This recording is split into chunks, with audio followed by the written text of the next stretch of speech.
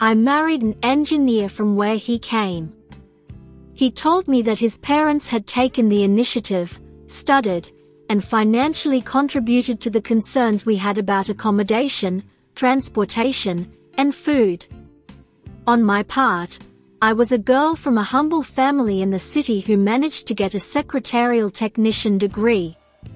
It helped me secure a position in a construction company, which made me agree to marry my husband 2 years later. We met when we were very young, had a short courtship, and that's why we decided to get married at the age of 25.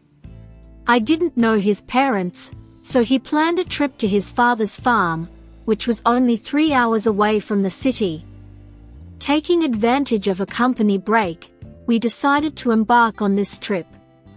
When we arrived at the farm, my mother-in-law was very impressed with the visit, as it wasn't what she expected. She was grateful for our presence and planned a great lunch for us and the workers. It was a day of celebration, and in the afternoon, due to exhaustion, she showed us the room where we would stay. Coincidentally, it was the same room my husband had used during his childhood. There was still his bed, something small but comfortable for both of us, where we could cuddle and stay warm. It was a night of absolute rest. The next day, if it weren't for Mrs. Comida, we wouldn't have realized it was already 9 in the morning.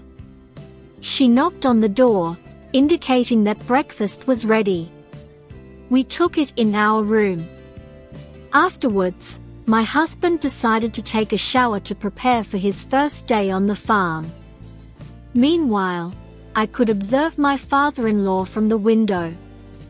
I watched as he worked with the workers in the distance, admiring his muscular build.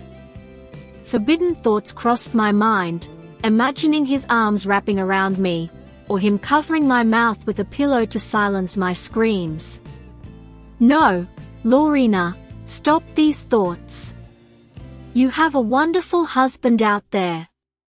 At that moment, I noticed my father-in-law turning, as if sensing someone was watching.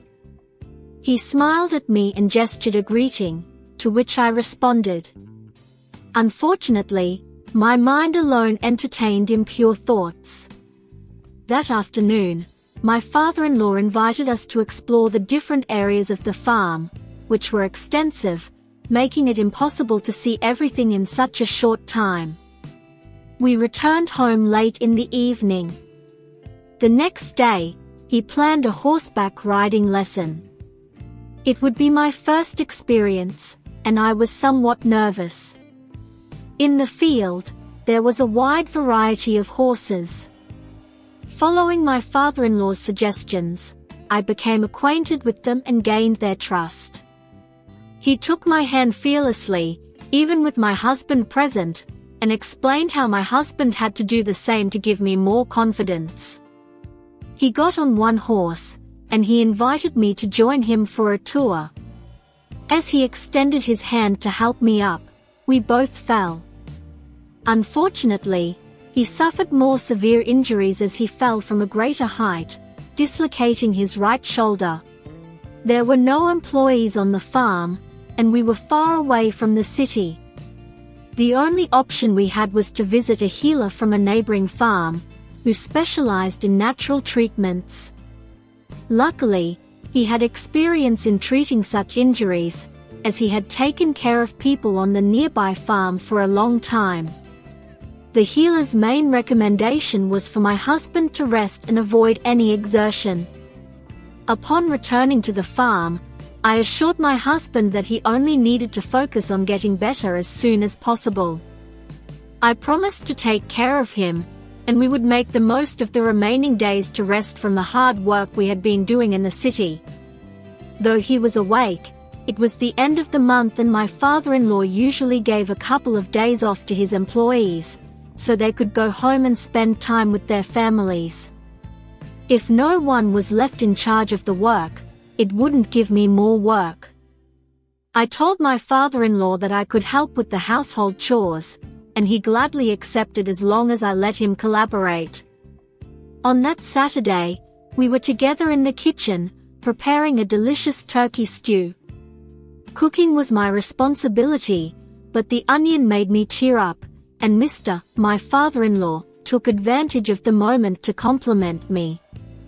He said, "Look, you are such a beautiful woman. It's unfair that nature makes you cry," alluding to the tears rolling down my cheeks due to the onion. I felt embarrassed and didn't know how to respond because his words caught my attention. Thoughts of having experiences with an older person crossed my mind, and there he was, right in front of me. But it was wrong, socially unacceptable. He was my husband's father, who had taken care of me for a while. Suddenly, I felt the warmth of his lips touching mine. I was lost in his arms, falling effortlessly.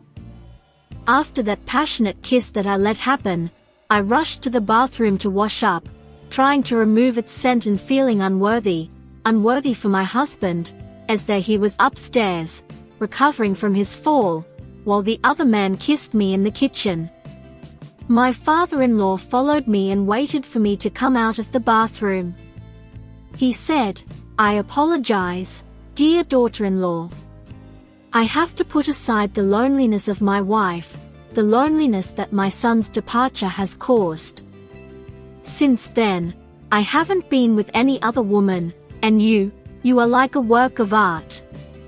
I failed as a father because I should have protected him instead of engaging in these wrong acts.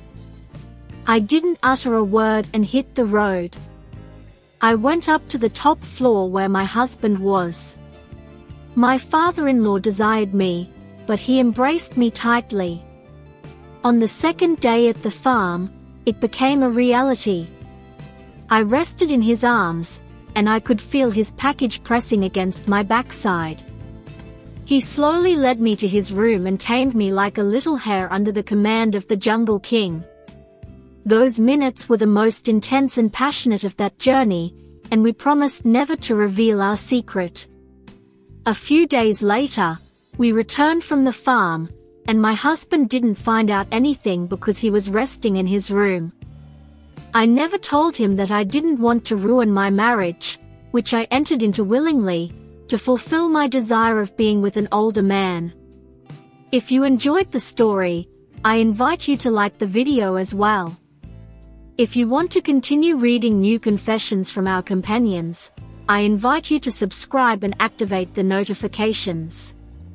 Let us know what you think of Lorena after her act, if you had impure thoughts about an older man, your father-in-law. Share your thoughts in the comments. Please let me know if you need any further assistance.